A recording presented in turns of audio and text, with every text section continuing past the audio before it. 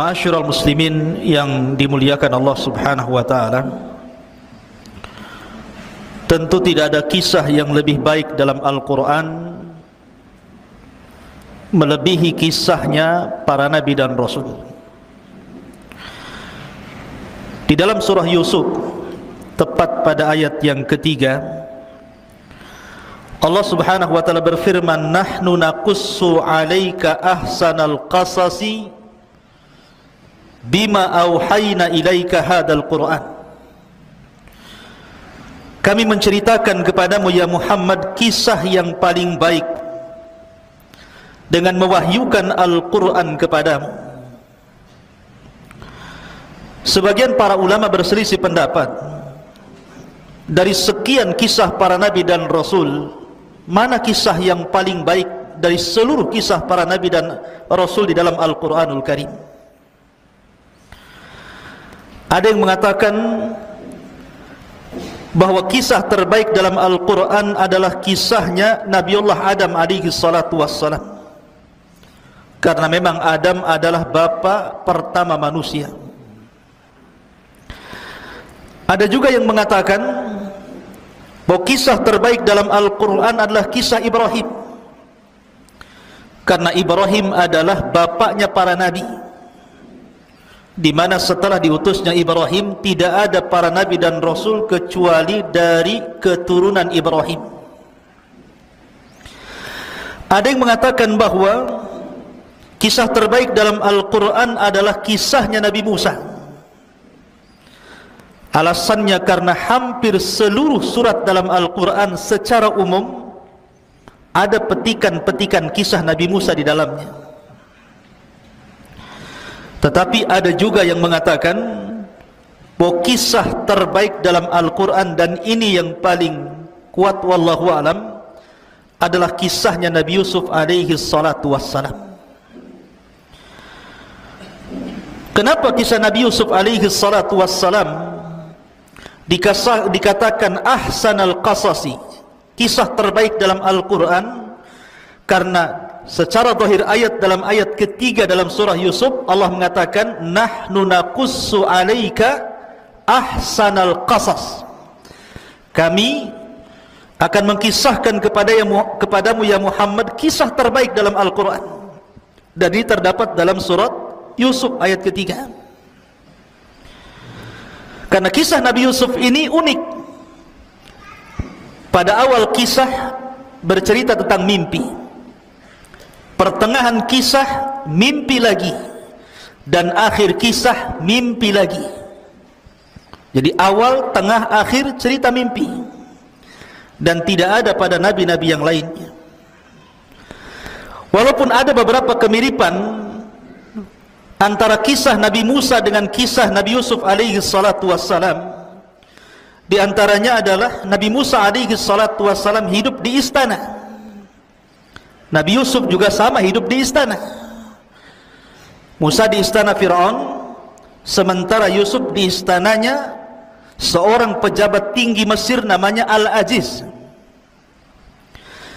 Kemudian yang kedua, Nabi Musa terpisah dengan ibunya, dan Nabi Yusuf alaihi salatu wassalam terpisah dengan siapa? Dengan bapaknya Yakub. Kemudian juga Nabi Musa alaihi salatu wassalam yang mengangkat anak siapa? Istrinya Fir'aun, Asyah bintu Muzahim. Satu di antara wanita terbaik dunia dari 4 wanita. Maryam bintu Imran, Khadijah bintu Khuwailid, Fatimah bintu Rasulullah sallallahu alaihi wasallam, kemudian Asyah bintu Muzahim, ibu angkatnya Nabi Musa. Lah Nabi Yusuf juga sama, diambil oleh siapa? Oleh Zulaikha, istri daripada Al-Aziz, pejabat tinggi Mesir. Jadi kerajaan Mesir itu di bawah raja ada gubernur-gubernur. Pemimpin gubernur itu namanya Al-Aziz. Jadi Al-Aziz itu di bawah raja Mesir. Pemimpin tertinggi setelah raja Mesir itu Al-Aziz.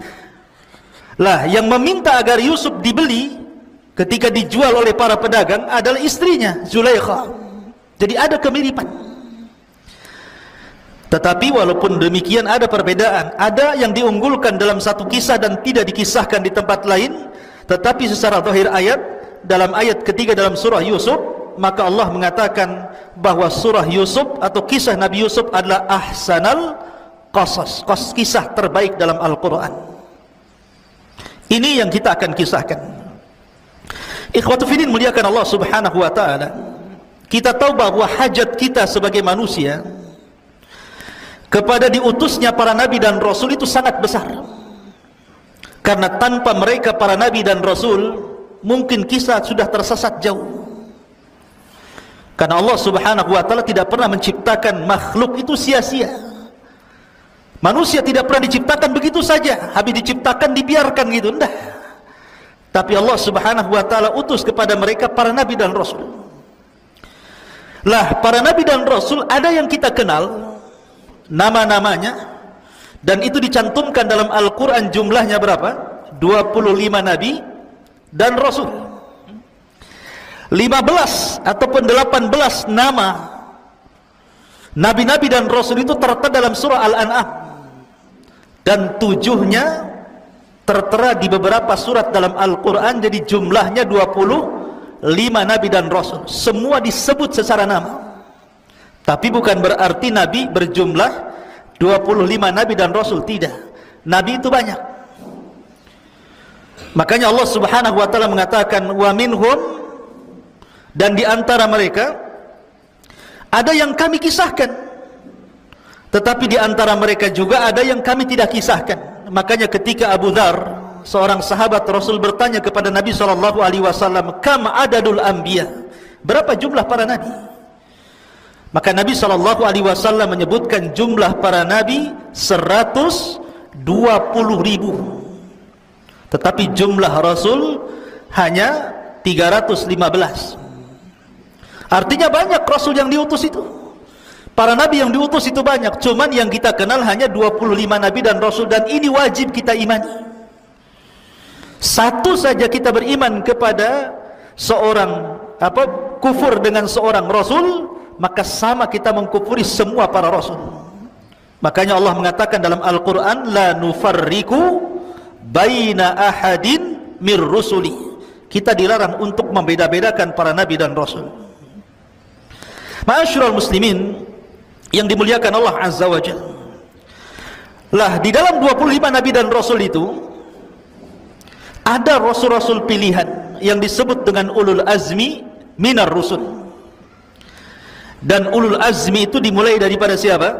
Nabi Nuh alaihi salatu wassalam, kemudian Ibrahim alaihi salatu wassalam, kemudian Nabi Musa alaihi salatu wassalam, kemudian Nabi Isa alaihi salatu wassalam, dan yang terakhir ditutup oleh kenabian Nabi kita Muhammad sallallahu alaihi wasallam. Itulah ulul azmi. Lah, yang pertama rasul diutus siapa? Nabi Nuh. Nuh adalah rasul pertama, karena sebelumnya belum ada rasul. Nabi Adam bukan rasul, dia nabi. Kemudian setelah Adam ada Syith, dia bukan rasul, dia nabi. Setelah Syith ada namanya Idris, dia bukan rasul, dia nabi. Rasul pertama barulah Nuh alaihi salatu wassalam. Itulah rasul pertama. Lah, setelah Nuh alaihi salatu wassalam kemudian diutus kepada kaum yang tersebar kesyirikan pertama di permukaan bumi ini. Kemudian kaumnya dibinasakan kecuali Nuh dan orang-orang yang di perahunya.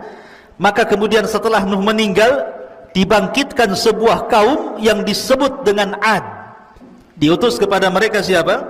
Nabi Hud. Setelah Hud, kemudian bangkitlah sebuah kaum namanya Thamud. Diutus kepada mereka siapa? Nabi Saleh. Setelah itu tidak dijelaskan apakah Allah mengutus para nabi dan rasul setelah mereka ataukah tidak, sampai diutusnya siapa? Nabi Ibrahim alaihi salatu wassalam.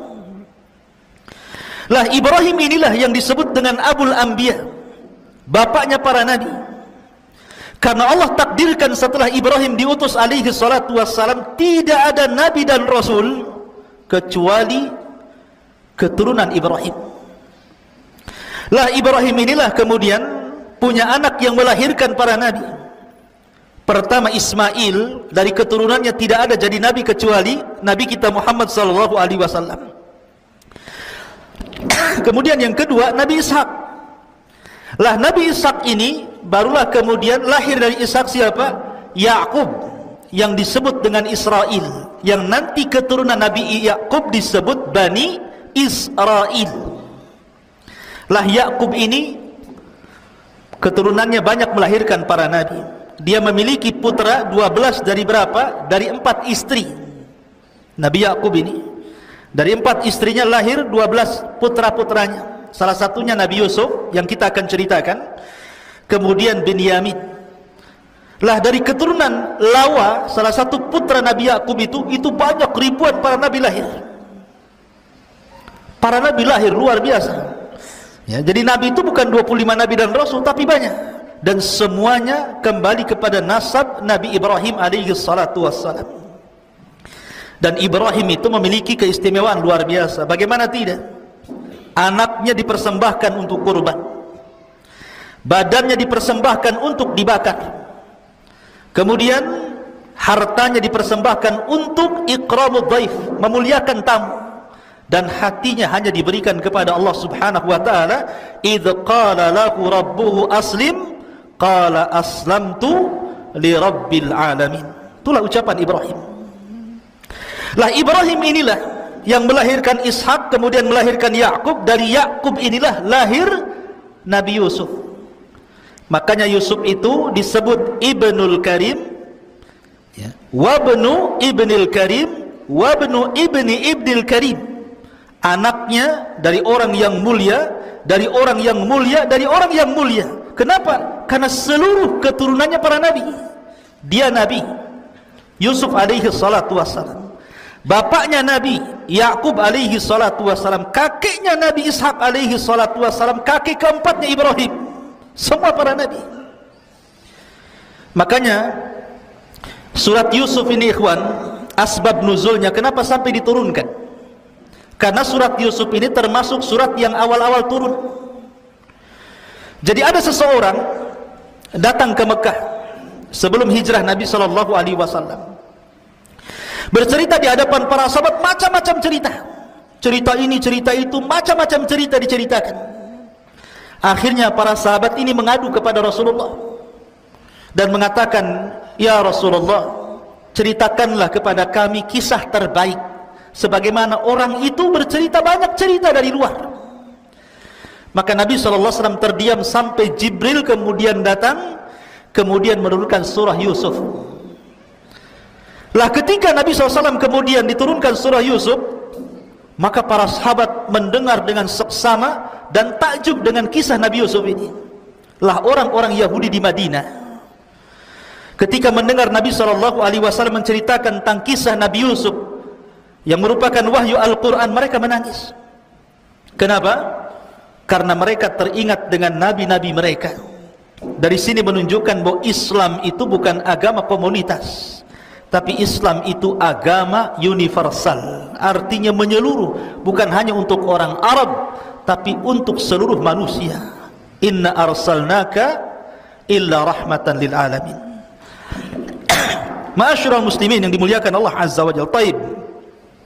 Untuk supaya tidak memperpanjang waktu, kita akan masuk pada kisah Nabi Yusuf alaihi salatu wassalam. Bagaimana kisahnya? Kisah Nabi Yusuf ini ikhwan lengkap diceritakan dalam Al-Quran. Sangat menakjubkan, karena hampir semua sisi diceritakan dalam kisah ini.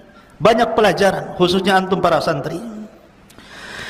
Ma'asyiral muslimin yang dimuliakan Allah Azza wa Jalla. Kisah Nabi Yusuf ini dimulai dengan mimpi. Saya katakan dari awal tadi, dimulai dengan mimpi, pertengahannya mimpi, dan akhirnya juga mimpi. Ketika Nabi Yusuf alaihi salatu wassalam di usia 10 tahun, Nabi Yusuf alaihi salatu wassalam bermimpi, dan mimpinya diceritakan kepada bapaknya. Coba yang mau mushaf para akhwat, di dalam surah Yusuf ayat yang keempat, Allah katakan, idh qala Yusuf li abi, Ya abati inni ra'aitu ahada asyara kawkaban wasyamsa wal qamara ra'aituhum li sajidin. Ingatlah ketika Yusuf berkata kepada ayahnya Yakub, wahai ayahku, sesungguhnya aku bermimpi melihat 11 bintang, matahari dan bulan.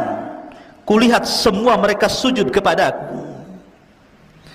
Ikhwatu fiddin, tentu yang dimaksud sujud di sini bukan sujud ibadah, karena tidak boleh sujud ibadah kecuali diberikan kepada Allah. Yang dimaksud sujud di sini sujud ta'zim, penghormatan. Sama ketika Nabi Adam alaihi salatu wassalam di hadapan para malaikat, Allah katakan usjudu li Adam fasajadu illa iblis. Sujudlah kepada Adam, maka seluruh malaikat sujud kepada Adam kecuali iblis. Ini bukan sujud ibadah kayak antum salat sujud, bukan, tapi sujud penghormatan. Seperti umpamanya kalau tentara hormatkan, diletakkan di sini. Ini, itu namanya hormat. Lah budayanya mereka seperti itu hormatnya dengan cara sujud. Jadi bukan sujud ibadah, karena tidak boleh sujud ibadah kecuali kepada Allah. Kalau sujud ibadah diberikan kepada selain Allah, terjerumus kepada kesyirikan, dosa besar. Tidak boleh. Lah sama di sini, maksudnya adalah makhluk-makhluk seperti bintang, matahari dan bulan yang ditengok Yusuf alaihi salatu wasallam dalam mimpinya mereka sujud, maksudnya sujud penghormatan. Lah Nabi Yakub alaihi salatu wasallam paham, ini bukan mimpi biasa. Ini mimpi luar biasa. Di mana karena Yakub seorang nabi, turun wahyu kepada dia, dia tahu bahwa Yusuf ini kelak akan menjadi nabi. Makanya Nabi Yakub kemudian menasihati Yusuf, sebelum terjadi apa-apa dengan kamu, maka jangan ceritakan mimpi ini. Makanya Allah katakan, ya bunai la taqsus ru'yaka ala ikhwatika fayakidu laka kaidan inna syaitana lil insani aduwwum mubin. Wahai anakku, jangan kau ceritakan mimpimu ini kepada saudara-saudaramu itu, karena mereka akan membuat makar untukmu. Karena syaitan itu adalah musuh yang nyata bagi manusia. Jadi Nabi Yakub sudah memperingatkan Yusuf, jangan cerita mimpi ini. Kalau cerita sampai cerita kedengaran kepada saudaranya, timbul hasad, ini bisa masalah. Ya. Jadi dari sini ikhwan fillah yakunikan Allah Subhanahu wa taala banyak pelajaran dari dua ayat ini. Pertama, khusus bagi antum ya para santri. Di sini Allah Subhanahu wa taala ajarkan bagaimana akhlak dan adab. Lihat seorang bapa berakhlak kepada anak dan anak berakhlak kepada bapa. Nabi Yakub tahu nama Yusuf, tapi dia tidak memanggil namanya kan. Hei Yusuf, tidak. Tapi memanggil dengan kata-kata ya bunai, wahai anakku. Begitu juga Nabi Yusuf tahu nama bapaknya Yakub, tapi tidak menyebut wahai bapak Yakub, tidak, tapi dengan mengatakan ya abati, wahai bapakku. Inilah yang diajarkan Ibrahim alaihi salatu wassalam. Ibrahim tahu bapaknya kafir, Azar itu kafir. Bukan hanya kafir, dia pemahat patung, dia penjual patung, mengajak orang menyembah patung. Tapi Ibrahim ketika berdialog dengan bapaknya, dia tidak pernah mengatakan ya Azar, dia mengatakan ya abati, wahai ayahku, wahai ayahku. Ini adab ikhwan. Tidak boleh seseorang memanggil nama. Ya, ini adab anak kepada bapak dan bapak kepada anak. Begitu juga seorang santri kepada gurunya. Antum sudah tahu mungkin nama ustadznya, Ustadz Soleh, Ustadz Maulana, Ustadz Iqbal, Ustadz macam-macam sudah tahu namanya. Tapi jangan kemudian disebut nama ya Ustadz. Nah, seperti itu. Ya, wahai guruku, itu adab namanya. Walaupun hanya berbincang-bincang, mungkin ustadznya tidak ada. Bincang-bincang sama kawan gitu, payah itu Pak Soleh itu, nggak boleh begitu. Ya, tetapi aduh gimana Ustadz ini, Ustadz siapa? Ustadz Soleh gitu. Begitu. Ya, itu adab namanya. Antum jangan kemudian sekesal apapun seorang santri kepada gurunya, tetap ada adab dalam penyebutan itu. Makanya kenapa para ulama itu apabila menyebutkan dalam kitab-kitab mereka karya-karya para ulama yang sudah wafat, selalu mereka akan memberikan di ujung namanya kata-kata rahimahullahu ta'ala, semoga Allah merahmatinya. Apabila dia masih hidup, maka akan diberikan doa di ujung namanya hafidhahullahu ta'ala, semoga Allah menjaganya. Itu adab namanya. Kita berdoa kepada orang yang berjasa, kepada orang tua, kepada guru. Begitulah yang diajarkan para nabi kepada kita. Makanya di sini kita lihat dalam surah Luqman. Luqman ketika menasihati anaknya, ya bunai la tusyrik billah. Dia tidak menyebut namanya wahai Luqman, tidak. Karena ini bentuk adab, bentuk akhlak maksudnya.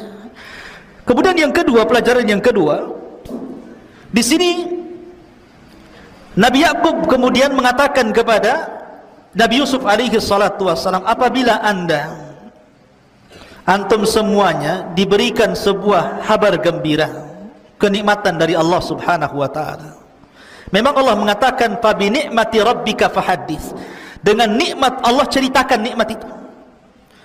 Tetapi bukan berarti semua nikmat harus diceritakan. Kalau seandainya memunculkan orang-orang yang hasad, makanya di sini Allah mengatakan, hai anakku, jangan ceritakan mimpimu, ini mimpi baik. Sebab itu nanti akan menjadikan saudara-saudaramu membuat makar kepadamu. Kalimat kaidun makar, ya. Tentu makar yang paling besar, tidak ada makar melebihi makar Allah. Allah lah zat yang paling tinggi makarnya. Lah setelah itu kemudian makar yang paling bahaya adalah makar yang ditimbulkan orang hasad. Makanya kenapa dalam surah yang pendek, Qul a'udzu birabbin nas, Qul a'udzu birabbil falaq, di ujung ayat mengatakan min syarri hasidin idza hasad, karena makarnya orang hasad itu bahaya. Ustaz, apakah ada sesama santri saling hasad? Banyak. Hasad gara-gara makanan, rebutan makanan, kan itu. Gara-gara makanan musuhan. Hasad karena kecerdasan. Kalau hasadnya baik gak apa-apa, ya Allah saya ingin si anu pintar sekali ya Allah, gitu, gak apa-apa.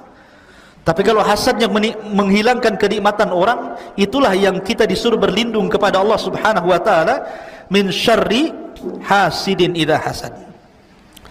Baik, kemudian setelah Nabi Yusuf alaihi salatu wassalam bermimpi, diceritakan mimpinya kepada ayahnya, dan ayahnya wanti-wanti, jangan ceritakan kepada saudaramu ya, nanti saudaramu akan membuat makar. Kita tahu bahwa Nabi Yakub ini ikhwan memiliki berapa istri tadi? Saya katakan empat istri. Lah di antara salah satu dari 4 istri itu ada namanya Rahil.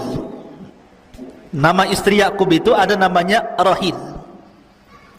Rahil inilah ibu daripada Nabi Yusuf dan Binyamin. Jadi Nabi Yusuf dan Binyamin itu satu kandung, dari ibu yang sama dan bapak yang sama. Adapun saudara-saudaranya lain bapak, lain ibu satu bapak. Lah ketika ibu Rahil ini melahirkan adiknya Nabi Yusuf namanya Binyamin, meninggal dia. Meninggal. Akhirnya Nabi Yusuf dan Binyamin ini tidak punya ibu, hanya punya bapak Nabi Yakub alaihi salatu wassalam. Lah karena memang Nabi Yusuf dengan Binyamin ini masih kecil, yang paling bungsu gitu dari seluruh anak-anak Yakub. Yakub ini ingin memposisikan plus, bukan hanya selaku ayah kepada Nabi Yusuf dan Binyamin, dia pun ingin memposisikan menjadi ibu. Akhirnya dia lebih mencintai Nabi Yusuf dan Binyamin dibandingkan istri-istri yang masih hidup dan anak daripada istri-istri yang masih hidup. Dari sinilah tumbuh kecemburuan, cemburu istri-istrinya itu, nggak diperhatikan, karena Yakub terus memperhatikan Yusuf dan Binyamin. Akhirnya kemudian istri-istri Nabi Yakub ini menghasut anak-anaknya dengan mengatakan, wah payah bapakmu tuh tengok, kenapa Yusuf aja, kenapa Binyamin saja, kemana-mana sama mereka, kalian tak pernah diajak, macam-macam.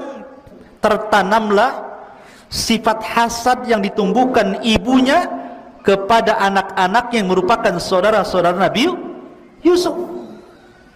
Ini hati-hatinya para akhwat di belakang itu ya. Jangan sekali-kali mendoktrin kepada anak, karena anak itu paling mudah didoktrin. Dan perempuan itu paling mudah mendoktrin. Dan pengaruhnya melebihi laki-laki. Makanya akhirnya hasad ibu-ibunya turun ke anak-anaknya tuh. Lah, dari situlah kemudian mulailah anak-anak mereka datang kepada Nabi Yakub dan mengatakan, "Idz qalu la Yusuf wa akhuhu ahabbu ila abina minna wa nahnu usbatun inna abana la fi dhalalin mubin." Ketika mereka saudara-saudara Yusuf berkata, sungguh Yusuf dan saudaranya Binyamin lebih dicintai ayah daripada kita, padahal kita adalah satu kelompok yang kuat. Sungguh ayah kami berada di atas kesesatan yang nyata. Lihat, Nabi Yakub seorang nabi, bagaimana mungkin dikatakan sesat? Ya.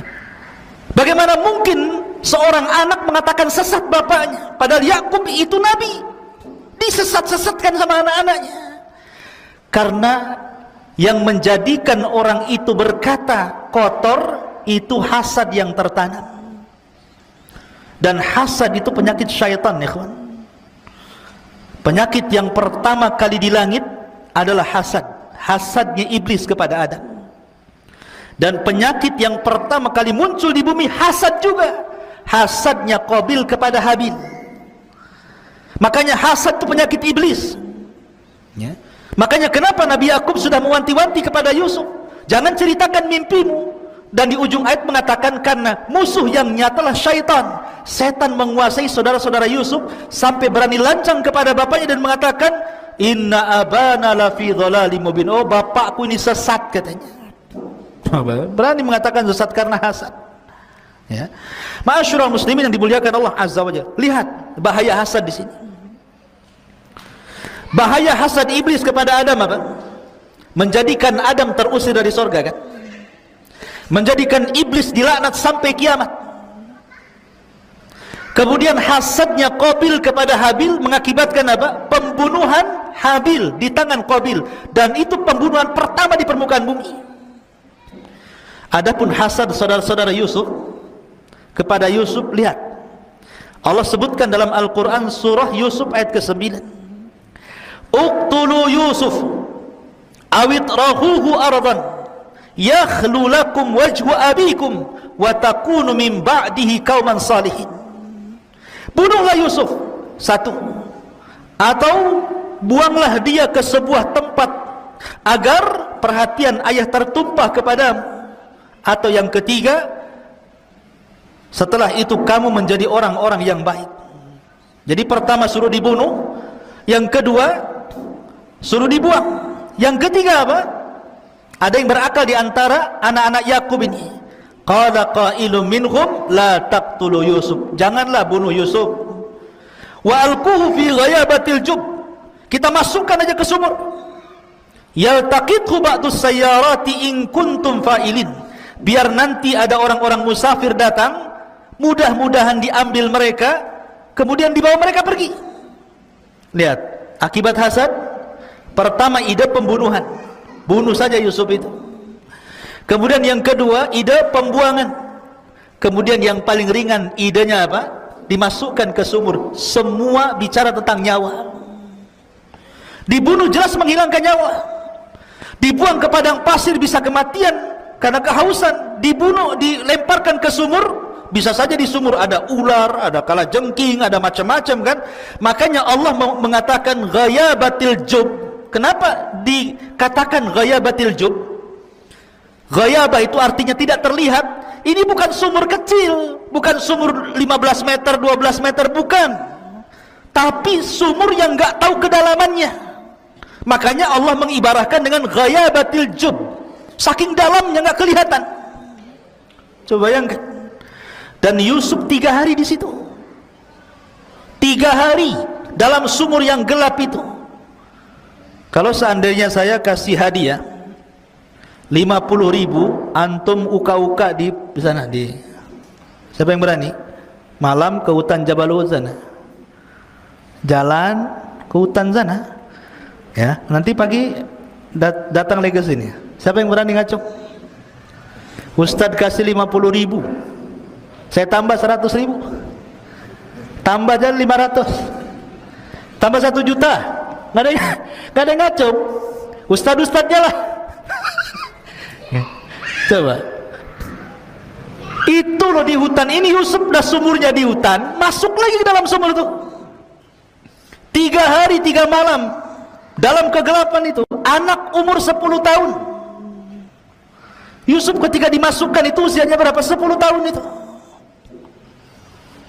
Subhanallah. Tetapi dalam riwayat, ketika Yusuf berada di sumur itu, karena itu pilihan terakhir saudara-saudaranya, mereka tidak jadi membunuh, mereka tidak jadi membuang, dan mereka memasukkan Yusuf ke sumur. Di dalam sumur itu Jibril datang.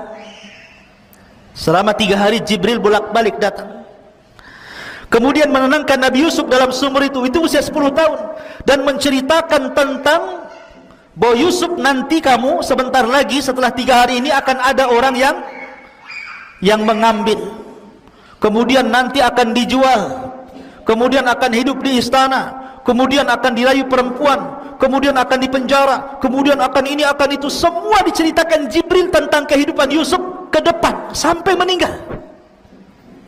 Jadi Yusuf sudah tahu gambaran nih setelah keluar dari sumur apa yang akan terjadi, karena Jibril sudah mengilhamkan kepadanya, ya. Makanya dia membuat tenang Yusuf di dalam sumur tadi. Ma'asyiral muslimin yang dimuliakan Allah Subhanahu wa taala, Allah Subhanahu wa taala mengatakan kisah tentang bagaimana Yusuf dimasukkan ke dalam sumur. Qalu ya abana ma laka la ta'manna ala Yusuf wa inna lahu lanasihun. Ini saudara-saudaranya itu sebenarnya karena hasadnya yang tinggi kepada Yusuf, sebenarnya berusaha untuk memisahkan Yusuf dengan bapaknya, tetapi tidak berhasil. Jadi maunya itu Yusuf diambil, dibuang gitu kan, dibunuh. Pokoknya mereka membuat makar setiap hari, tapi tidak berhasil. Sampai akhirnya datang kepada bapaknya, dan mereka mengatakan, wahai ayah kami, mengapa engkau tidak mempercayai kami? Kalimat kenapa kau tidak mempercayai kami, maksudnya dari sini kata para ulama tafsir, mereka sudah berusaha berkali-kali tapi tidak berhasil. Makanya mereka meyakinkan bapaknya. Bahasa kita apa? Masa nggak percaya dengan kami? Kasihlah Nabi Yusuf itu main-main bersama kami. Wa inna lahu lanasihun. Apa kata mereka? Sungguh kami semua menginginkan kebaikan. Lihat, sama persis seperti iblis. Ketika iblis masuk ke dalam sorga, dia berusaha untuk membujuk Nabi Adam kan? Memberikan was-was.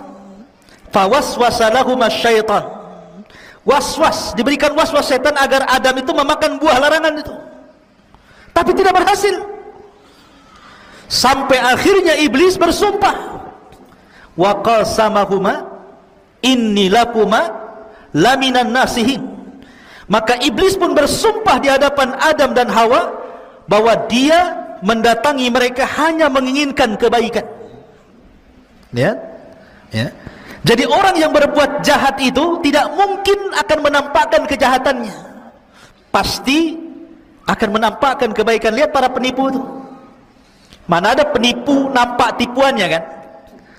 Pasti akan diberikan kebaikan dulu. Makanya sebuah kebatilan, kata Syekh Shalih Fauzan, kalau ditampakkan 100% ditolak manusia.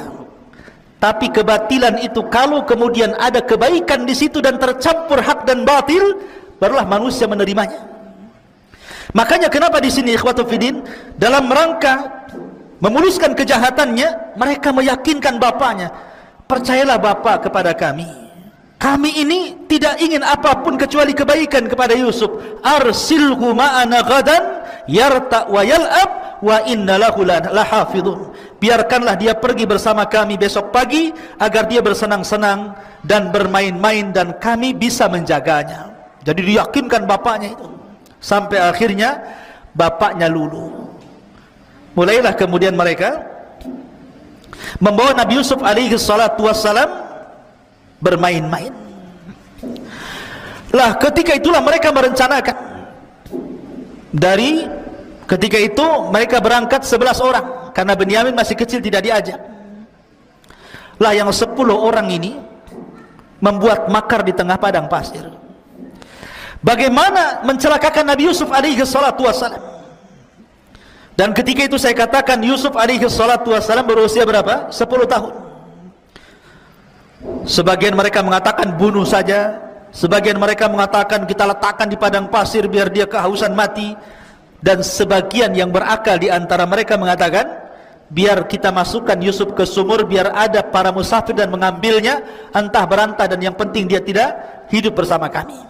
Artinya di sini akhirnya sepakat seluruh saudara-saudaranya mengambil yang paling ringan. Di sini ada sebuah kaidah usul fikih, akhaffu dhararaini, mengambil yang paling kecil madaratnya.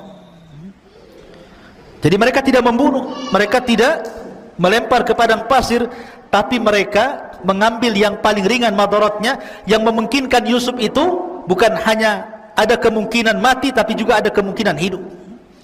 Dan begitulah kaidah usul fikih ya. Jadi kalau ada dua perkara, yang satu madarat, yang satu madarat, maka ambillah yang paling kecil madaratnya. Harus seperti itu. Contohnya apa? Contohnya, kita dihadapkan dengan 3 perkara. 1 perempuan, 2 khamar, 3 pisau. Kemudian antum dipaksa kamu berzina dengan wanita itu.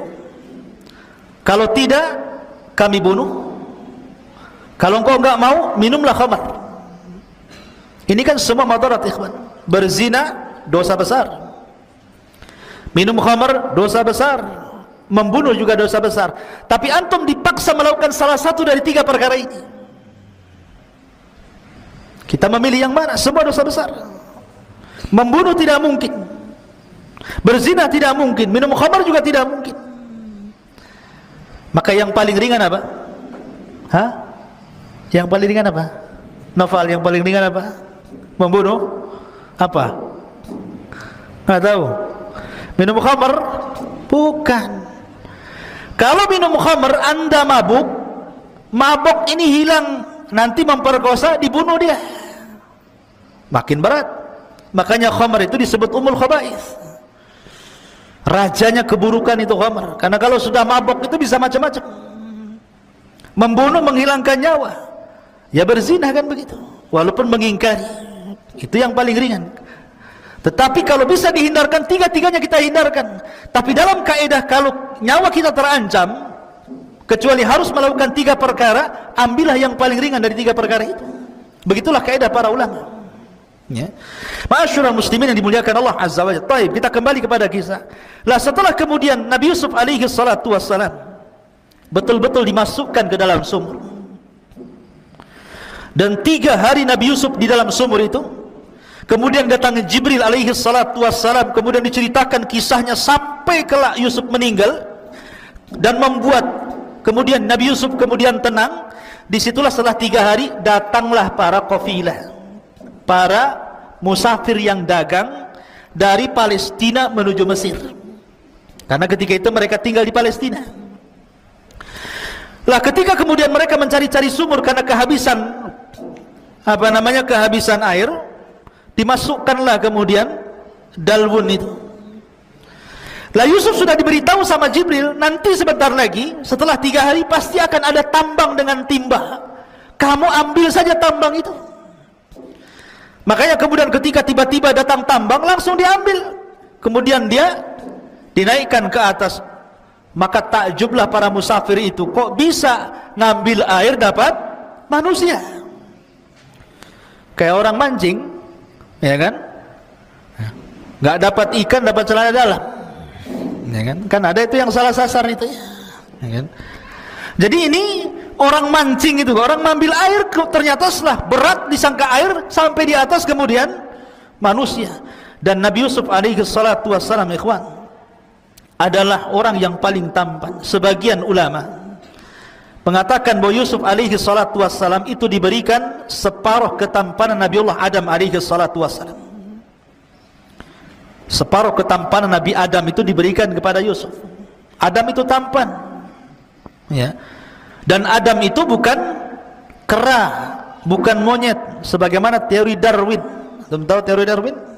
Bahwa asal manusia itu dari kera, awalnya bungkuk, kemudian lahir lagi mulai tegak, jadilah antum. Jadi antum menurut teori Darwin itu berasal dari monyet hutan. Ya. Kita katakan teori ini bertentangan. Adam itu loh nabi yang paling ganteng. Separuh kegantengan Adam diberikan kepada Yusuf. Kita semua turunan Adam. Enggak apa-apa Darwin saya keturunan kera, biar dia monyet. Ya. Tapi kita bukan bangsa kera, kita bangsa manusia. Lah Yusuf diberikan separuh ketampanan Adam. Makanya ketika melihat anak kecil tampan gitu ya, senang tuh. Kemudian mereka mulai mengambilnya. Kemudian dibawalah mereka, perjalanan rupanya mereka mengarah ke Mesir. Sesampainya mereka ke Mesir, maka kemudian mereka pun menjual Nabi Yusuf alaihi salatu wassalam. Subhanallah, Allah subhanahu wa ta'ala mempertemukan Nabi Yusuf dengan pembeli yang akan mengangkat derajatnya. Ada seorang pejabat namanya Al-Aziz. Pejabat itu namanya Al-Aziz. Saya katakan tadi kerajaan Mesir itu dia dipimpin oleh seorang raja. Di bawahnya para gubernur. Lah para gubernur ini ada pimpinan gubernur. Lah pimpinan gubernur itu disebut Al-Aziz. Ada namanya Al-Aziz. Jadi dia posisinya di bawah raja. Dan Allah takdirkan dia tidak punya anak sama sekali. Akhirnya kemudian dia ingin memuliakan istrinya Zulaikha. Dengan cara apa? Mencari dan membeli budak-budak anak-anak. Maka berjalanlah Al-Aziz dengan Zulaikha ini ke pasar jual beli budak. Lah tiba-tiba dilihatnya ada anak kecil, tampan nih, pokoknya putih, mancung luar biasa. Di sini langsung tertarik Zulaikha dan mengatakan kepada Al-Aziz, belilah anak itu supaya kita bisa mengangkat anak atau nanti suatu ketika bermanfaat untuk kita. Akhirnya dibelilah, subhanallah, dengan harga yang murah, darahima ma'dudah. Dalam Al-Quran seperti itu. Seandainya diberikan saja tanpa kemudian diberikan uang pun tidak ada masalah, tapi tetap dibeli oleh Imra'atu Aziz tadi. Akhirnya kemudian Yusuf pun dibeli, dibawalah ke istana. Istana megah, bayangkan. Ini wakil raja. Tentu rumahnya bukan rumah biasa, rumah istana. Makanannya juga bukan makanan biasa, makanan mewah. Pakaiannya juga indah-indah, kasurnya juga empuk-empuk, dayang-dayangnya dan begitu seterusnya. Lihat bagaimana Allah katakan dalam Al-Quran, asa an takrahu syai'an wa huwa khairul lakum. Terkadang apa yang anda anggap buruk itu rupanya kebaikan di hadapan Allah. Belum tentu yang kita anggap buruk itu buruk bagi kita, bahkan itu sebuah kebaikan. Nabi Yusuf dihasadi oleh saudara-saudaranya, kemudian dibuang ke sumur, dibawa oleh para kafilah, dijual lagi. Tapi Allah katakan wa asa an takrahu syai'an wa huwa khairul lakum. Jadi antum kalau sekarang mondok di Jabal Uhud ini memang enggak enak. Kalau antum di rumah kan kasur enak, sebagiannya main game, ya, keluar trek-trekan, pulang enggak dilarang orang tua, makan semakannya, enak di rumah kan. Masuk pesantren kayak penjara, jendelanya aja kayak penjara gitu. Ya, makan ya itu saja dikresek gitu kan, isinya ya tempe tahu, nahu sorop, tempe tahu, tempe itu nahu, tahunya sorop. Jadi makan apa? Makan nahu sorop gitu. Tempe tahu tiap hari gitu. Ya, sekarang antum mungkin dianggap ini tega banget nih orang tua ini, kok lempar saya ke Jabal Uhud pula. Sudah kasurnya sempit, 2 lantai lagi, berdekat-dekat, banyak nyamuk, ini itu, nanjak, capek. Wa asa an takrahu syai'an wa huwa khairul lakum. Boleh jadi yang anda anggap buruk hari ini, capek di sini, asik ngapal aja, stres. Nanti antum merasakan setelah antum keluar dari sini, dapat ilmu. Allah katakan dalam Al-Quran bahwa orang-orang yang akan diangkat derajatnya adalah yarfa'illahu alladhina amanu minkum walladhina utul ilma darajat. Abu Hurairah Orang miskin Abu Hurairah itu, ikhwan. Makanya disebut ashabus sufah, miskin. Dia hidup di tenda di samping Masjid Nabawi. Kadang 3 hari nggak makan, sampai dia pingsan-pingsan. Tapi dia sabar bermulazamah ngaji sama Nabi. Akhirnya dia cerdas, dan Allah berikan anugerah hafalan yang luar biasa yang tidak pernah lupa, dan dia menjadi salah satu dari sahabat yang al-mukthiruna fil hadithi Rasulillah, sahabat yang paling banyak meriwayatkan hadis Nabi sampai kepada kita. Siapa yang tidak kenal Abu Hurairah? Setelah kemudian Rasul meninggal, dia diangkat jadi gubernur, hartanya banyak, namanya melambung. Sampai dia meninggal pun disebut-sebut namanya, an Abi Hurairah radhiyallahu an Abi Hurairah radhiyallahu an. Siapapun yang membaca hadis Nabi dalam bab apa saja ada Abu Hurairah di situ. Dalam bab air ada Abu Hurairah di situ disebut. Dalam bab tayamum, dalam bab wudu, dalam bab solat, dalam bab zakat, dalam bab apa saja Abu Hurairah ada di situ. Meriwayatkan hadis Nabi SAW. Wa asa an takrahu syai'an wa huwa khairul lakum. Terkadang yang antum anggap buruk hari ini nanti akan jadi sebuah kebaikan di akhir nanti. Jadi sabar. Sabar dalam menimba ilmu itu perlu kesabaran. Kita kembali. Kemudian Nabi Yusuf alaihi salatu wasalam hidup di istana Al-Aziz. Barulah dia merasakan hidup yang sangat enak, makan enak, tidur enak, macam-macam, diberikan pendidikan, sampai akhirnya Yusuf pun tumbuh dewasa, hidup selama 10 tahun bersama keluarga Aziz dengan Zulaikha itu. Jadi ketika masuk umur 10 tahun, kemudian hidup di istana Al-Aziz 10 tahun, sekarang Yusuf usianya menginjak 20 tahun, sudah ganteng, sudah anak muda. Rupanya Zulaikha. Apa ini? Setelah Yusuf kemudian makin dewasa, ya, tidak sebagaimana kecintaan Zulaikha ketika Yusuf masih kecil, kecintaan seorang ibu kepada anak. Tapi setelah dia dewasa, karena bukan anak kandung, tapi seorang budak yang dirawat menjadi anak angkat, tumbuh rasa cinta seperti seorang anak muda kepada seorang gadis, atau sebaliknya, malah dia suka, mau selingkuh bahasanya. Lah Nabi Yusuf alaihi salatu wassalam ketika itu berusaha untuk menolak, berkali-kali Zulaikha itu merayu Yusuf, tapi Yusuf pemuda yang afif, menjaga dirinya. Nabi SAW bersabda, sab'atun yudhilluhumullahu fi dhillihi yawma la dhilla illa dhilluh. Ada 7 golongan yang akan mendapatkan naungan arsy Allah di hari yang tidak ada naungan kecuali naungan Allah. Salah satunya apa? Rajulun da'athu imra'atu dhata jamalin. Seorang laki-laki yang ditawarkan wanita yang cantik, penuh dengan karisma, kemudian mengajak berzina, tapi laki-laki mengatakan, inni akhafullah, saya takut kepada Allah. Dia hindari perzinahan. Begitulah anak-anak muda yang menjaga diri. Yusuf ini seorang musafir, jauh dari keluarganya.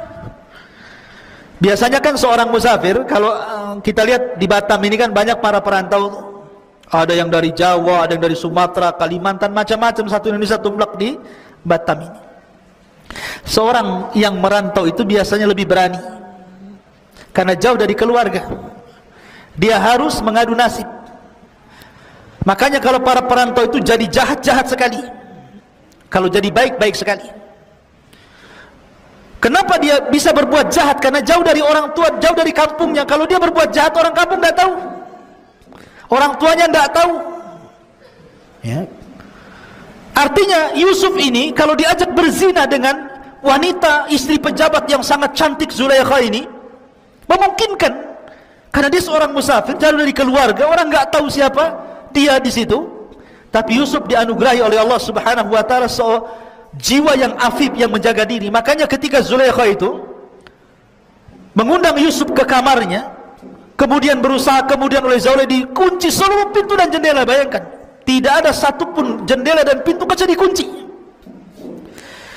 Kemudian Zulaikha membuka bajunya dan menawarkan diri, tapi Yusuf mengatakan, ma'adallah, aku berlindung kepada Allah, kalau bukan karena burhan dari Allah, tentu aku akan terjerumus kepada perbuatan yang sangat dahsyat fitnahnya ini. Ikhwan, ada yang mengatakan Nabi Yusuf alaihi salatu wassalam ketika itu melihat patung. Jadi ada patung di rumah Zulaikha itu, karena ketika itu orang Mesir menyembah patung. Ya. Lah patung itu tersingkap dari tutupnya. Jadi ada penutup kemudian tersingkap penutupnya. Dia malu. Sebenarnya Yusuf itu secara naluri laki-laki dia pengen juga. Siapa yang tidak pengen? Ya. Dihadapkan kepada wanita yang sangat cantik, nalurinya itu pengen. Makanya Allah mengatakan wa hammat bihi wa hammat biha. Artinya wanita itu pengen Yusuf, Yusuf pun sebenarnya dalam hatinya kepengen.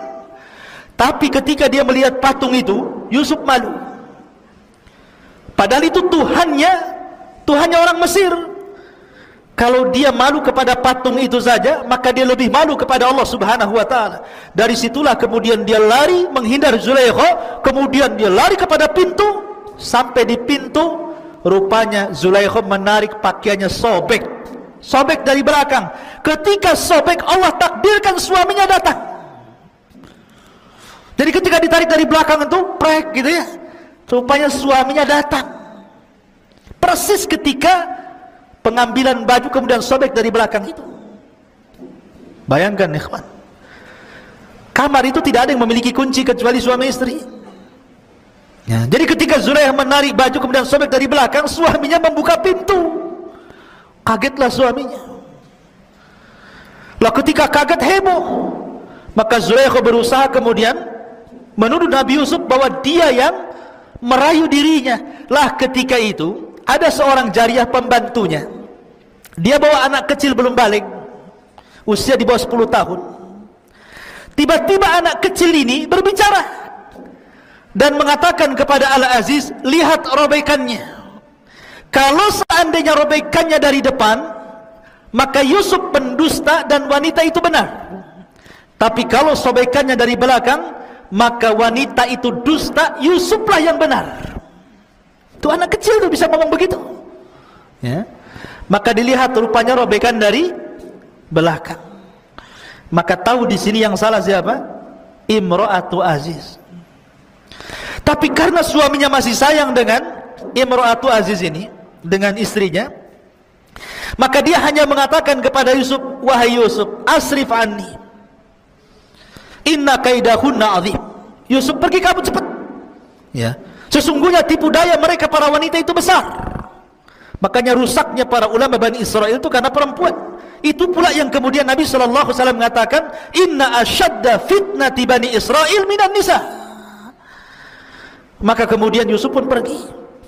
Rupanya cerita ini, cerita di dalam kamar ini menyebar kepada ibu-ibu pejabat. Kalau di polisi itu kebayangkarinya lah ya, ibu-ibu bayangkari ya, pejabat-pejabatnya itu kan mesti kan ada komunitasnya tuh kan. Kalau ibu-ibu pejabat kan ada komunitasnya ya. Kalau ibu-ibu di desa juga adalah komunitas tukang gibah, tukang rumpi itu kan ya, di gubuk-gubuk tuh. Mesti orang kaya ya komunitasnya orang kaya lah. Mereka punya komunitas, ibu ini Zulaikha ini punya komunitas antara emak-emak tuh. Ada yang mengatakan jumlahnya 40 wanita membicarakan tentang Zulaikha. Oh, Zulaikha ini wanita enggak benar rupanya. Masa budaknya sedih mau digauli, macam-macam ceritanya. Tapi Zulaikha ini perempuan yang cerdas. Ketika kemudian dia dibully, bahasa kita ya, nasib baik waktu itu belum ada handphone. Coba ada handphone waktu itu, mungkin dari sebar itu di WhatsApp, di Google, di YouTube ya. Tapi zaman itu kan tidak tersebar, hanya tersebar di ibu-ibu pejabat saja. Ya. Akhirnya mereka menggunjing Zulaikha, direndahkan Zulaikha ini. Zulaikha cerdas, oh dia tidak tahu siapa Yusuf. Akhirnya Zulaikha pun mengundang mereka di rumahnya, disediakan macam-macam buah-buahan, disediakan pisau yang tajam-tajam untuk mengupas buah-buahan itu. Diundang untuk 40 istri-istri pejabat itu supaya makan di rumahnya. Wah, disediakan, datang istri-istri pejabat itu, masing-masing pegang buah dan pisau. Mereka tidak tahu apa ini maksud undangan ini ya. Dan Yusuf pun tidak tahu apa maksudnya. Ketika mereka masing-masing bawa pisau, di tangannya bawa buah, apa kata Zulaikha? kepada pembantunya, bukakan pintu itu biar Yusuf masuk kamari. Maka dibukalah pintu itu. Ketika Yusuf kemudian keluar, subhanallah, Yusuf ini ghaddul basar, tidak memandang wanita-wanita istri-istri pejabat yang cantik-cantik itu. Dia suruh berjalan saja sama Zulaikha, dia nurut saja karena dia budak masalahnya. Ya. Kalau enggak, maka akan dihukum. Maka ketika kemudian para wanita itu melihat Nabi Yusuf alaihi salatu wassalam, maka mereka pun kemudian mengatakan falamma ra'ainahu akbarnah wa qatta'na aydiyahun. Ketika mereka melihat Nabi Yusuf, akbarna itu maksudnya takjub.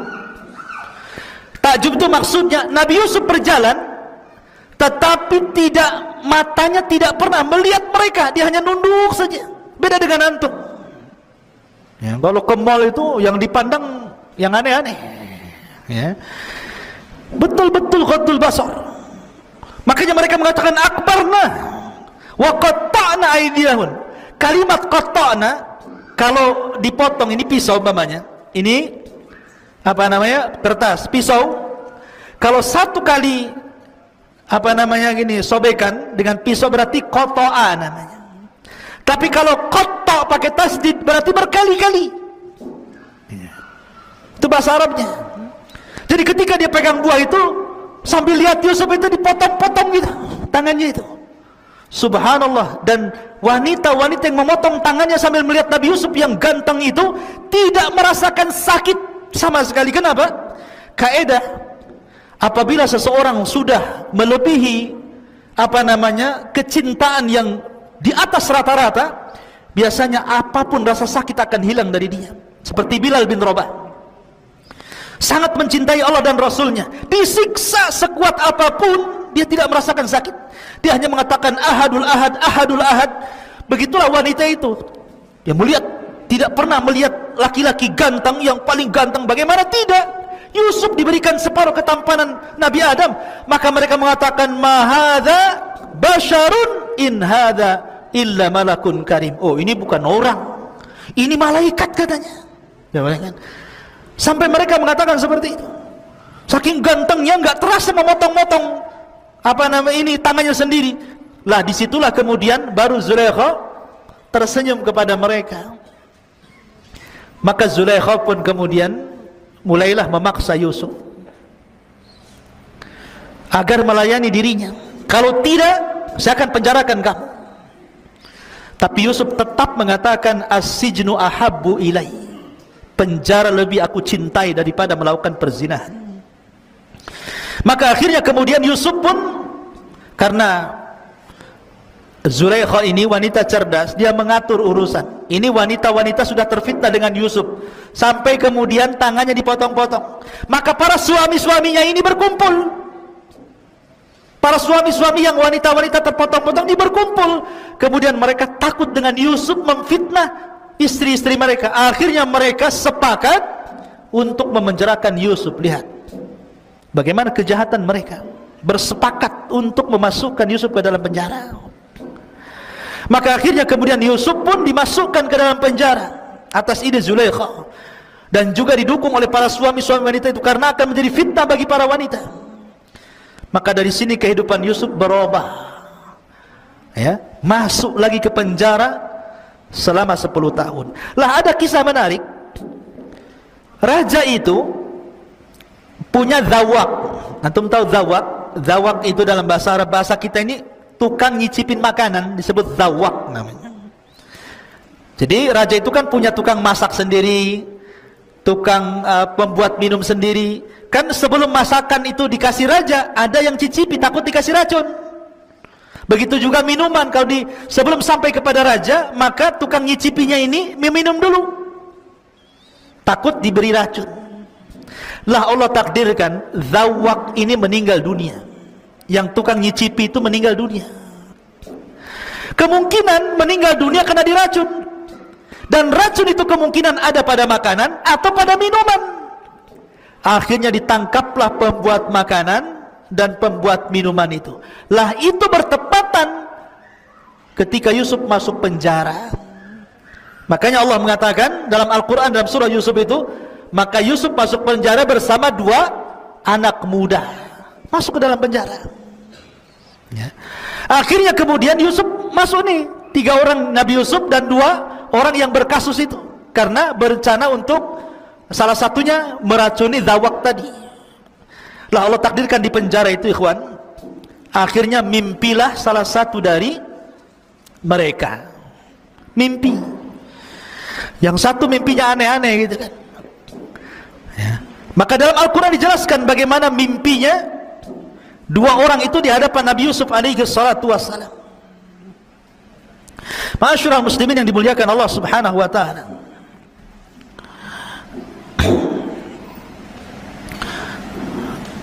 gimana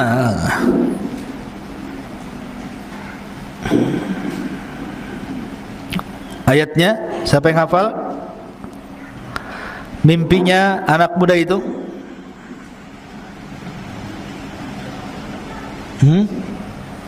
Santri? Yang keras.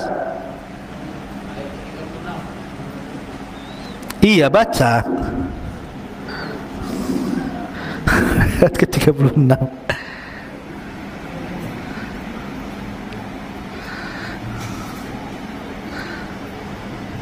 Hah? Ayat 36.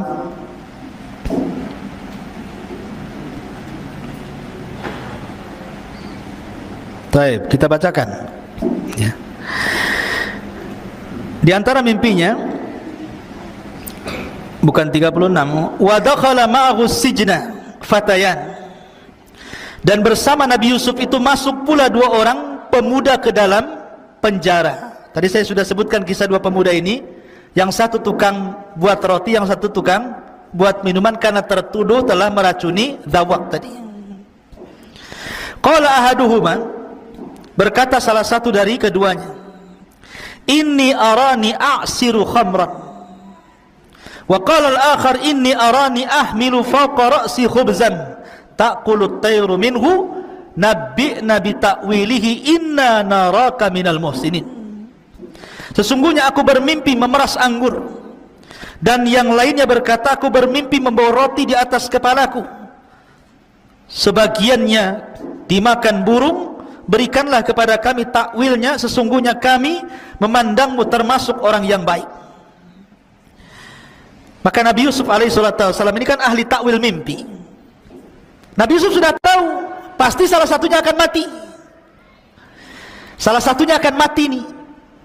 Karena salah satunya akan mati, maka Nabi Yusuf alaihissalam harus berdakwah supaya mereka masuk ke dalam agama Islam, agama Nabi Yakub, Nabi Ibrahim.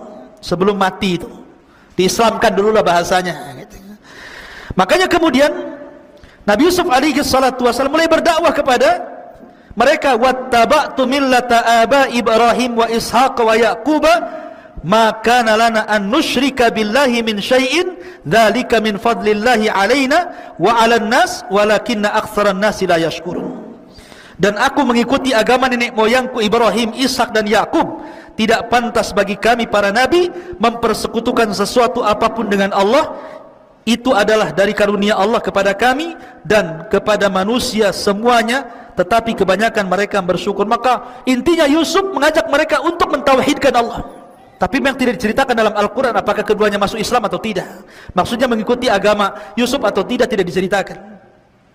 Tapi yang diceritakan adalah ketika keduanya kemudian diloloskan dari penjara, maka Nabi Yusuf alaihissalam ketika itu mengatakan kepada salah satu dari yang akan diselamatkan, tidak akan mati, nanti kamu cerita kepada raja tentang kasusku, aku akan ceritakan kasusku, kamu cerita kepada raja, mudah-mudahan raja mengampuniku. Maka yang ditakwil akan selamat itu, ya, saya akan ceritakan kalau sampai di istana. Akhirnya keduanya dipanggil. Setelah kasusnya kemudian disidangkan dan terbukti rupanya salah satu yang berikan racun, lah rupanya yang meracuni Zawak yang suka mencicipi makanan raja itu siapa? Tukang pembuat roti. Adapun tukang pembuat minuman khamar itu bebas karena dia tidak meracun. Makanya ketika ditakwil itu ada roti di atas kepalanya, sebagiannya dimakan burung. Maksudnya adalah dia akan divonis mati dan dialah akan disalib dan jasadnya akan dimakan burung. Makanya ketika keluar penjara, yang membuat roti ini dia yang bersalah menaruh racun tadi, maka mati.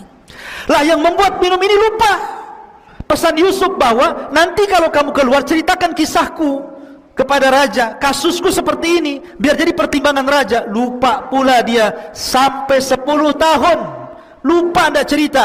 Terpaksa Yusuf hidup di penjara berapa? 10 tahun. Orang nggak bersalah masuk penjara 10 tahun dia di penjara, Nabi Yusuf tuh. Ya subhanallah.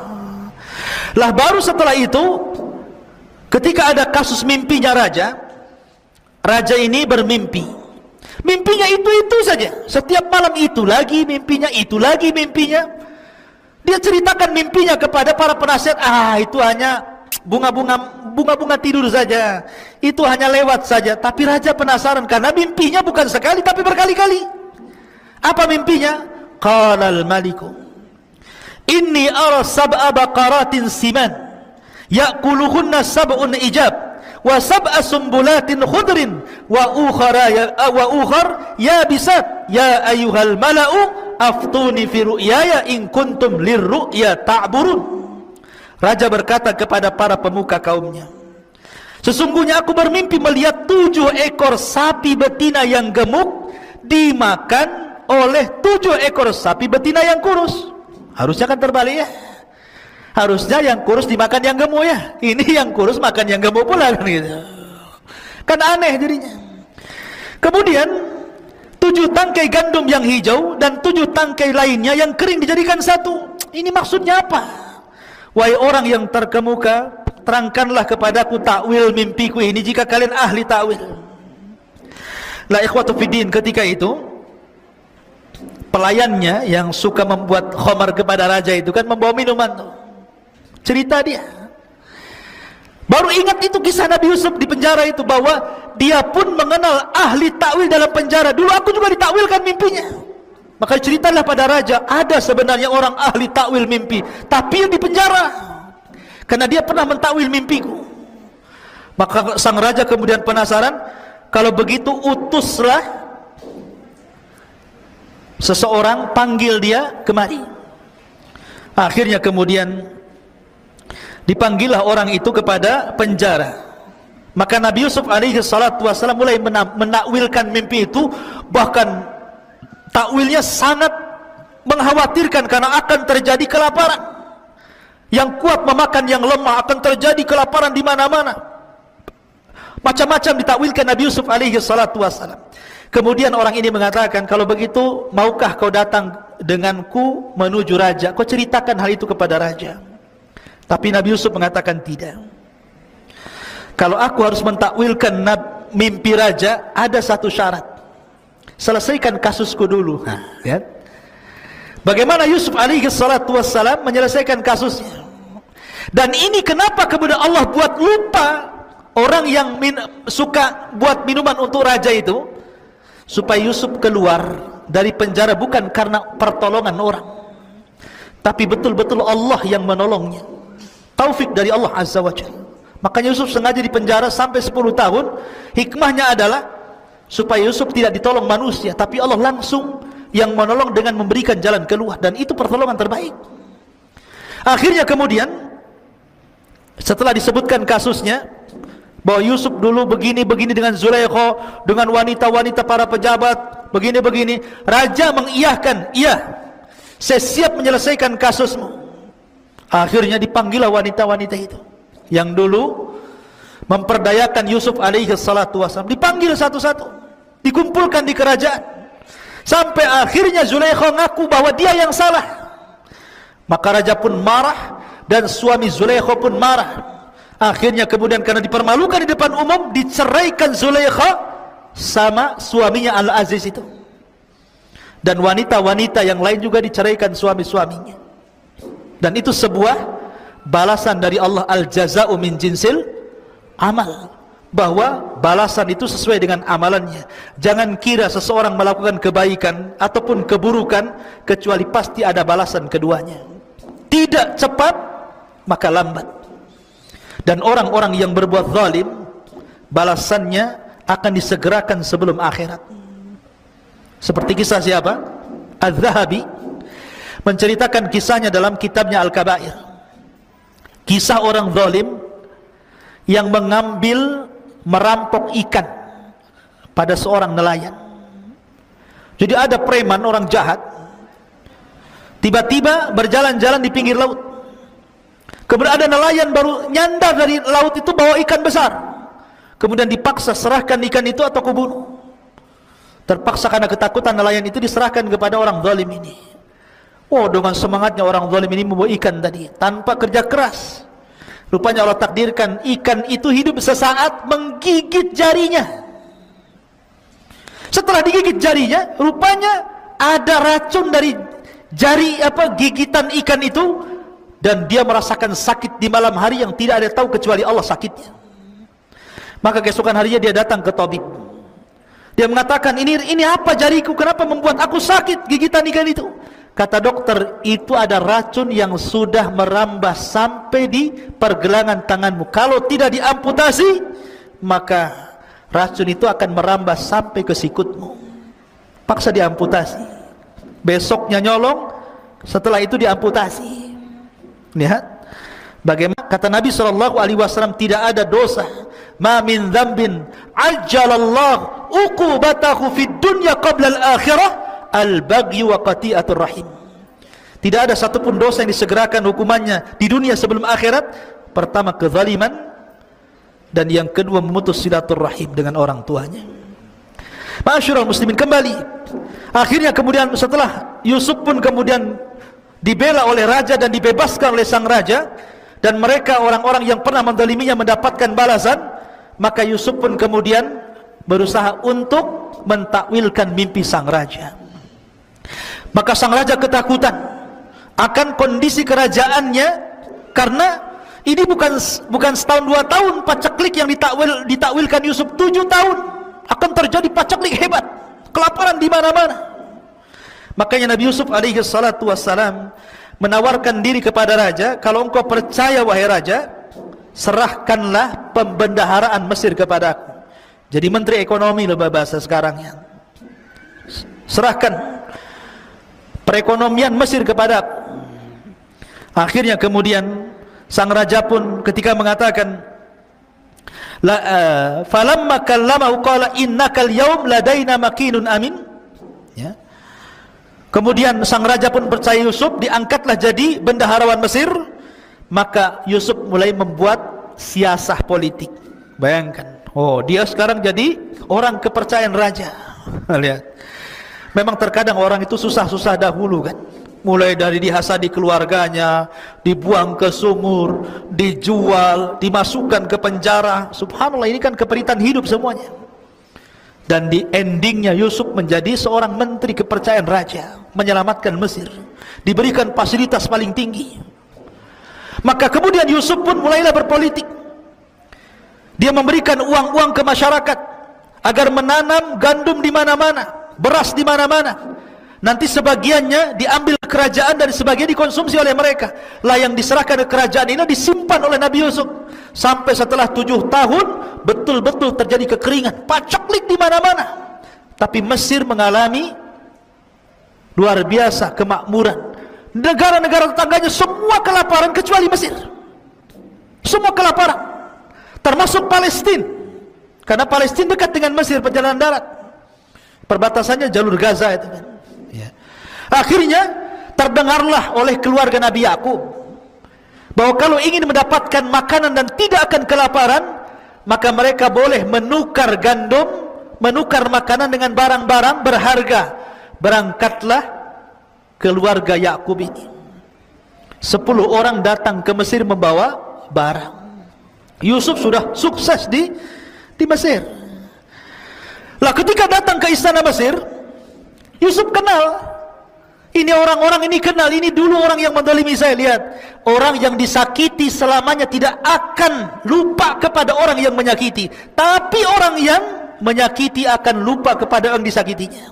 Itu kaidah itu. Ingat gak antum dulu zalimi saya? Enggak ingat. Yang menzalimi biasanya gitu, enggak ingat dia. Tapi yang dizalimi akan ingat terus. Wah ini, walaupun udah tua, mukanya ini kayak dulu nih orang yang kurang ajar sama saya. Ya. Yusuf kenal tuh saudara-saudaranya, tetapi saudara-saudara nggak kenal sama Yusuf. Ya. Maka Yusuf pun kemudian, tapi dia berusaha. Disinilah Allah tampakkan adabnya seorang nabi, akhlaknya seorang nabi. Jazaul ihsan, jazaus sayyi'ah, balasan keburukan tidak dibalas dengan keburukan, tetapi dibalas dengan kebaikan. Begitulah para nabi yang mengajarkan kepada kita. Ya. Dulu mereka hasad, maka lawan hasad itu kita berikan kebaikan kepada orang yang hasad. Inilah cara menghilangkan hasad. Kan saudara-saudara Yusuf kan hasad tuh kepada Yusuf, maka Yusuf justru tidak hasad. Jadi mereka akhirnya diberikan kan dalam kaedah pemberian penukaran barang itu satu unta satu karung gandum. Walaupun mereka banyak 10 unta, tetap dikasih satu unta, satu orang satu unta. Akhirnya mereka mengatakan, Yusuf nih mengatakan, berapa saudara kalian? Mereka mengatakan 11 orang. Loh kenapa cuma 10? Benyamin maksudnya saudaranya nggak dibawa. Kenapa cuma 10? Besok-besok kalau kamu datang, ajak yang ke-11-nya. Kalau engkau tidak ajak, kami tidak akan kasih gandum lagi. Untuk kebaikanku, kata Yusuf, nih gandumnya, setiap satu unta, satu karung, nih saya kembalikan semua barang berharganya. Tuh, baik kan? Udah nggak diambil barang berharganya, dikasih gandum lagi. Ya. Akhirnya pulanglah mereka. Sampai di Palestina berjumpa dengan Nabi Yakub. Nabi Yakub itu pantang makan yang haram, pantang makan pemberian orang, tidak mau dia. Ketika dia melihat gandum-gandum itu di atas unta, kemudian barang berharganya kembali, Yakub menolak, tidak mau. Ini harus dikembalikan nih. Saya tidak mau, kecuali kalau barang-barang berharganya memang sudah diterima oleh Mesir, mereka dapat makanan, nggak apa-apa. Ini enggak, makannya dikasih, barangnya dikembalikan. Kata Yakub, saya nggak mau makan kecuali ditukar dengan barang berharga. Akhirnya mereka mengatakan, tidak wahai ayahku,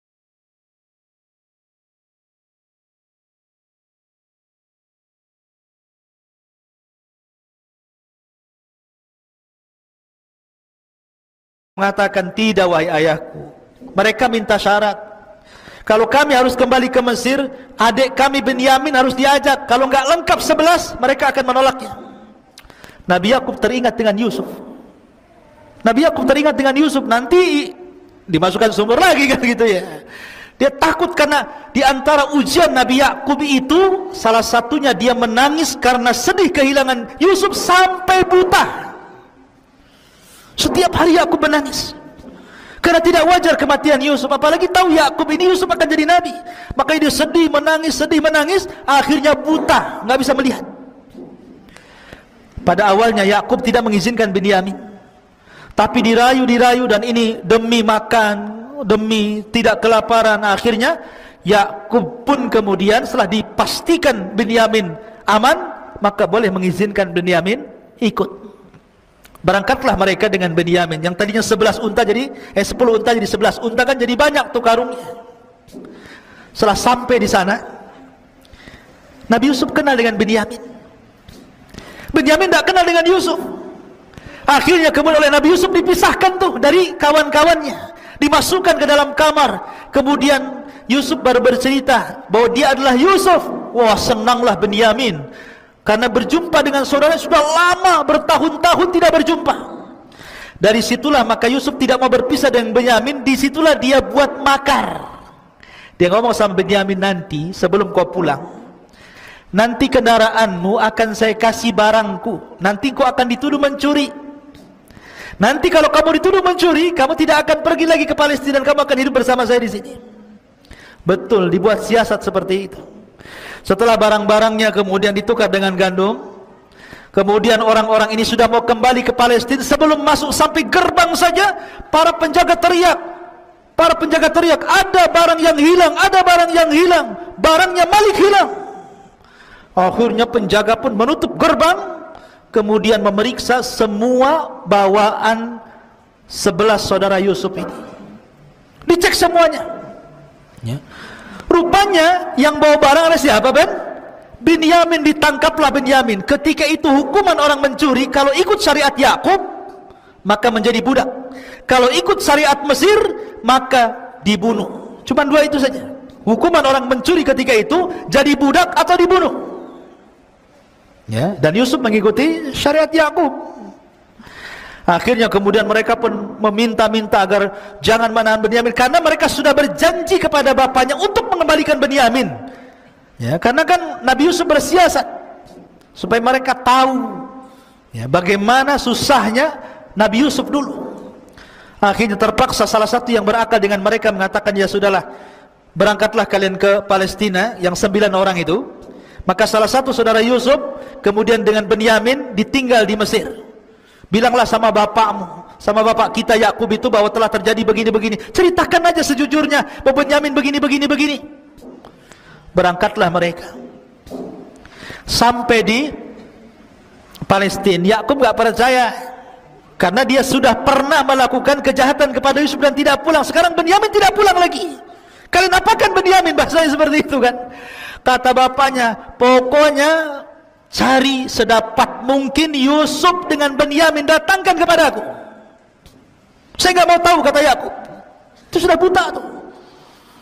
Saya nggak mau tahu, saya nggak mau menerima perkaran. Sekarang kalian pergi lagi, datangkan Binyamin dan Yusuf kepada aku. Akhirnya udah panik nih anak-anaknya. Terpaksalah berangkat lagi mereka ke Mesir, menceritakan tentang kondisi ayahnya begini.